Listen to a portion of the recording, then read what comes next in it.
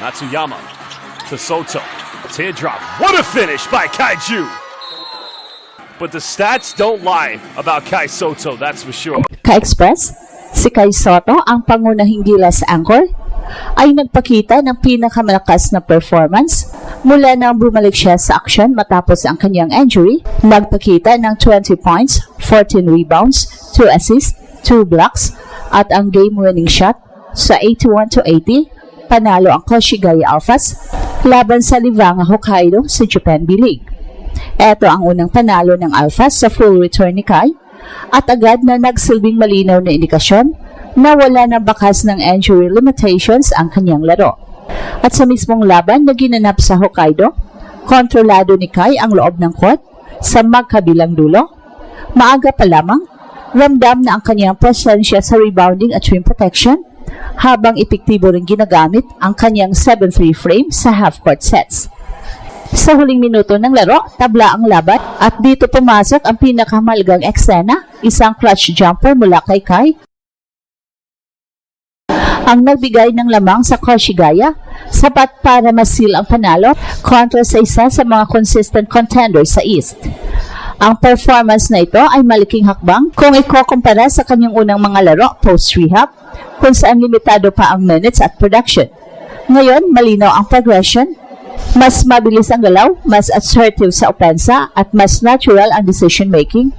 Importante ring tandaan na ito ay dumating matapos ang serye ng injuries noong 2025, kabilang ang ACL tear at kasunod na ankle issue, manghadlang na pansamantalang nagpa-freeze sa kanyang momentum.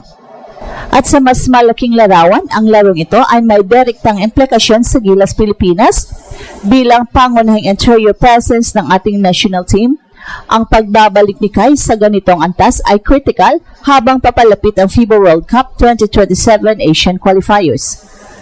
Ang kanyang kakayahang mag-rebound, mag-protect ng rim at mag-provide ng interior scoring ay eksaktong kailangan ng Gilas laban sa mga physical teams tulad ng New Zealand at Australia. At sa Japan B-League context, tumataas din ang value ni Kai bilang two-way big man, hindi lamang scorer kundi facilitator at defensive anchor. Para sa Koshigaya, ang panaling ito ay moral booster sa gitna ng regular season grind. At para sa Gilas, mas malinaw ang mensahe, ang Gilas Big Man ay bumabalik sa peak form sa tamang oras. So ang tanong ngayon, paano mag-translate ang ganitong level ng laro ni Kai sa international stage at kaya ba niyang dalhin ang momentum na ito papunta sa susunod na Gilas campaign? Well, muling pinatunayan ni Kai ang pangunahing Gilas anchor na tuluyan na siyang nakabalik sa elite level matapos pangunahan ng Koshigaya Alphas sa isang dramatic 81-80 na panalo kontra Livanga Hokkaido sa Japan B-League. At sa naturang laban, nagtala si Kai ng 20 points, 14 rebounds, 2 assists and 2 blocks, kabilang ang game-winning shot sa huling segundo. Isang malinaw na pahayag na tapos na ang usapan tungkol sa injury limitations. Mula sa opening tip, agad nakita ang agresibong approach ni Kai sa loob. Epektibo siya sa low post touches, matatag sa rebounding battle at disiplinado sa depensa laban sa mas physical na frontline ng Livanga. Sa unang 3 quarters, naging sentro siya sa half-court offense ng kanilang team, nagbigay ng second chance points at nag-open ng spacing para sa mga guards sa pamamagitan ng anterior gravity. At sa defensive side, ramdam ang kanyang presensya sa rim na siyang nagresulta sa alter shots at crucial stops sa key positions. Pumasok ang laban sa huling minuto na dikit ang score. Sa ilalim ng matinding pressure at hostile crowd, nananatiling composed si Kai. Sa huling possession, ibinigay sa kanya ang bola, isang indikasyon ng tiwala ng coaching staff at kanyang mga teammates. Isang malinis na jumper na binitawan niya, tumama at tuluyang sinilyuhan ang panalo. Ang ekstranang ito ang nagsilbing highlight ng kanyang full return, confidence, timing at execution.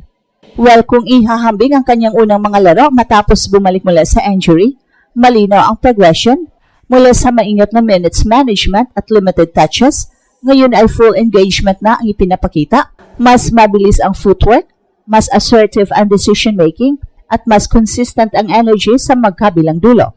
Mahalaga ito, lalo na't nagmumula siya sa serye ng injuries noong 2025, kabilang ang kanyang ACL tear at kasunod ni ankle concern na pansamantalang nagpabagal sa kanyang trajectory.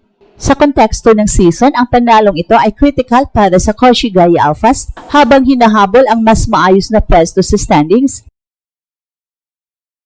At para sa Livanga Hokkaido, nananatili silang contender sa East pero malinaw na nahirapan silang pigilan ang anterior impact ni Kai sa crunch time. Mas mahalaga ang performance na ito ay may direktang implikasyon sa gilas. Habang papalapit ang FIBA World Cup 2027 Asian Qualifiers, ang ganitong klaseng output mula sa pangunahing big man ng bansa ay malaking boost sa national team planning, lalo na laban sa mas physical at mas matatangkad na kalaban sa rehiyon.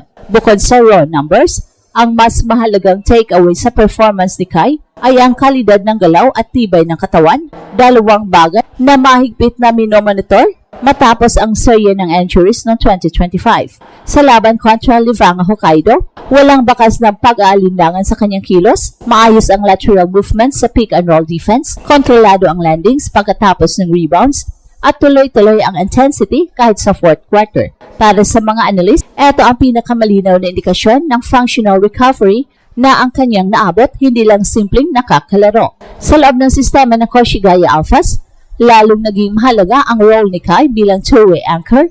Offensively, hindi lang siya finisher, naging decision maker din siya mula sa high post, nagbibigay ng kickouts at quick reads kapag dinodouble. Defensively, ang kanyang rim protection ang nagdikta sa shot selection ng Livanga na napilitang umatake mula sa mid-range at perimeter sa halip na sumugod sa loob. Ang ganitong impact ay hindi laging nakikita sa box score pero ramdam sa flow ng laro. Ang game-winning shot ay nagsilbing simbolo ng pagbabalik ng tiwala, hindi lang ng coaching staff kundi ng buong koponan. Sa pro level, bihira ipagkatiwala ang huling tira sa isang big man, lalo na kung galing siya sa injury. Pero sa sitwasyong yon, malinaw na si Kai ang pinaka-stable na option. Ipinapakita nito ang respeto na muli niyang nakukuha sa loob ng liga. Pati na rin ang pag-angat ng kanyang leadership role ng Koshigaya. At para sa gilas, malinaw ang strategic implication, ang kakayahan ni Kai na mag-dominate sa boards, magbigay ng rim protection at mag-deliver sa clutch ay eksaktong kailangan laban sa mga powerhouse tulad ng New Zealand at Australia. Sa sistema ng Coach Tim Cone na nakaton sa spacing at ball movement, ang isang healthy at confident na 7-3 center na may passing touch ay nagiging force multiplier sa parehong offense at defense. At habang nagpapatuloy ang Japan Billing season, inaasang tataas pa ang minutes at usage ni Kai. Kung mapapanatili ang ganitong antas ng performance, ang usapan ay tuluyan ng lilipat mula sa makakabalik ba siya patung gaano kalayo ang kaya niyang dalhin para sa Koshigaya Alphas at para sa gilas. Ang sagot, batay sa larong ito, ay mukhang mas mataas kesa dati. At ito ang Express Info kung saan bawat kwento ginulat ang mundo. Don't forget to like and subscribe.